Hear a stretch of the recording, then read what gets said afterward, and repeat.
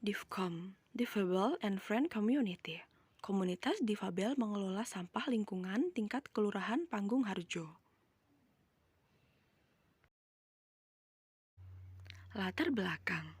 Sociopreneur merupakan wirausaha yang melakukan kegiatan usahanya dengan tujuan untuk membantu masyarakat kecil. Mereka tidak hanya semata-mata memikirkan keuntungan pribadi saja, tetapi juga memikirkan dampak yang lebih luas, yaitu membangun dan mengembangkan komunitasnya agar lebih berdaya. Desa Panggung Harjo mendapatkan julukan sebagai desa kreatif karena terdapat banyak pengrajin kayu di desa tersebut, terutama untuk memberdayakan masyarakat difabel dan yang ada di desa Panggung Harjo tersebut.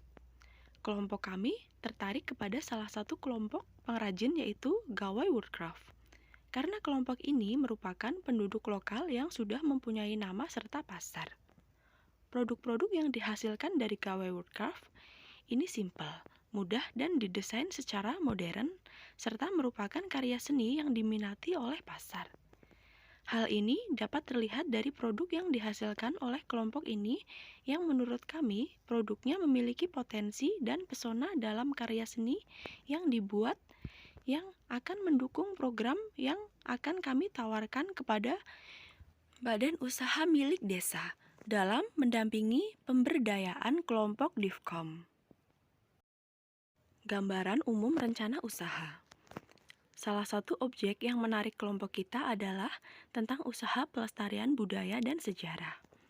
Hal ini yang akan kita angkat sebagai proyek kelompok menjadi produk bertema. Dan karya produk yang kami buat untuk tema itu adalah lampu hias untuk mempercantik ruangan. Lampu hias yang akan kita buat tidak hanya menonjolkan sisi kreatif dan unik, namun mampu menghasilkan gagasan baru dan pengembangan yang sudah ada yang akan membantu mempromosikan potensi suatu daerah, dan ini akan menarik jika dijual sebagai souvenir di toko desa atau toko di seputar tempat wisata. Lampu hias yang akan kami buat bisa membuat cahaya pada ruangan semakin indah karena sinar yang dihasilkan. Ada bayangan cerita yang akan membuat sang pemilik lampu ini merasa nyaman dan membangkitkan kenangan dengan menikmati cahaya yang dihasilkan dari lampu hias tersebut. Produk lampu hias yang akan kami buat bersama dengan pengrajin adalah lampu hias 3 dimensi dan menggunakan teknik laser cutting. Analisis SWOT, strength atau kekuatan. Kaum disebel bisa dididik dengan baik serta usaha ini belum dilirik banyak orang. Menggunakan pemasaran yang menarik dan memanfaatkan teknologi baru seperti menggunakan media sosial, kerja sama dengan platform bisnis, dan bisa juga dengan bertemu secara langsung, menawarkan harga yang terjangkau untuk konsumen. Weakness atau kelemahan. Kaum disebel membutuhkan banyak waktu untuk melatih diri agar dapat bekerja dengan baik dan fokus, serta mereka juga cepat down jika mengalami kegagalan. Bahan lampu dari lampu hias ini menggunakan lampu LED kecil, yang pada pengalaman pemakaian jika sering dihidup matikan akan cepat putus kabel dalamnya. Dan ini harus diganti rangkaiannya. Opportunities atau kesempatan. Kaum difabel juga bisa menghasilkan produk berkualitas. Mereka masih jarang dimanfaatkan potensinya.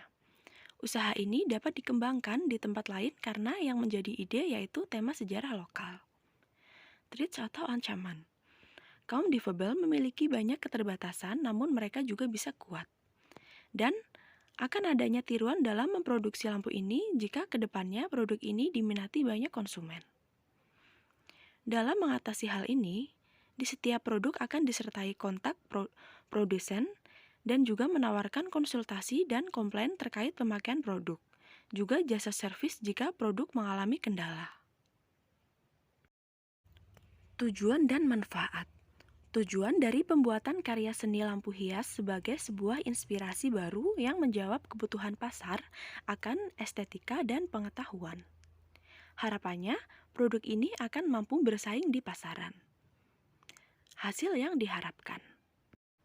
Hasil yang kami harapkan dari pembuatan wirausaha bersama komunitas Divcom dan pengrajin lokal dari desa yaitu Gawe Woodcraft. Ini ialah agar membuka lapangan pekerjaan khususnya bagi kaum difabel dengan memanfaatkan limbah kayu agar dapat memajukan perekonomian masyarakat. Metode pelaksanaan. Observasi. Dalam proyek ini, kelompok kami memerlukan observasi untuk memperoleh dan menyatukan data dengan melakukan pengamatan secara langsung tentang kondisi lingkungan dan apakah relevan dengan ide kami. Selain observasi wilayah, kami juga observasi minat konsumen dengan pengamatan di toko souvenir dan di pasar. Langkah ini cukup efektif bagi kami, namun untuk hal ini kami memerlukan waktu, tenaga, dan biaya yang besar karena meliput beberapa area yang luas. Wawancara. Untuk mengetahui informasi pasar, kami melakukan sebuah wawancara secara langsung kepada sasaran dari riset pasar, baik target market dalam bentuk pelanggan atau pengguna, ataupun calon pelanggan atau pengguna. Dengan inti alur wawancara yang tersusun dan sistematis, hal yang ingin kelompok kami ketahui yaitu ingin mengetahui potensi pelanggan membeli kembali produk yang kita tawarkan. Karena menyesuaikan alur dan gaya komunikasi target konsumen dapat membuat kita mendapatkan informasi yang diinginkan. Maka, kita juga memberikan kesempatan pemilik toko souvenir untuk menjelaskan hal lain yang tidak kita tanyakan yang berkaitan dengan produk yang kita buat. Hal ini mampu mengefisienkan wawancara kami dan demi tercapainya informasi untuk keuntungan yang diharapkan. Dokumentasi meliputi koordinasi tim, pembagian tugas, kunjungan lokasi, dan pengrajin.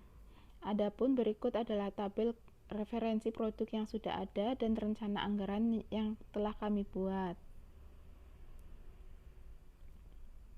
Rencana pemasaran. Seperti beberapa karya seni dengan bertemakan objek wisata dan sejarah budaya yang terdapat di daerah Yogyakarta dan sekitarnya, dapat menjadi daya tarik tersendiri bagi para turis, baik lokal maupun mancanegara, agar dapat menjadi sebuah cenderamata dari suatu daerah yang pernah dikunjunginya. Kami memilih lampu hias sebagai produk kami karena lampu hias dapat menjadi cenderamata yang terbilang unik dan tahan lama. Untuk target pasar adalah kaum muda yang peduli dengan kultur dan budaya. Bagi mahasiswa atau kaum muda produktif, kami juga akan bekerja sama dengan pihak kampus atau dengan salah satu mahasiswa dari setiap kampus agar dapat menjadi reseller untuk produk kami. Untuk konsumen lain yang berada di luar Yogyakarta namun tertarik dengan produk kami akan menyediakan penjualan dengan sistem online di beberapa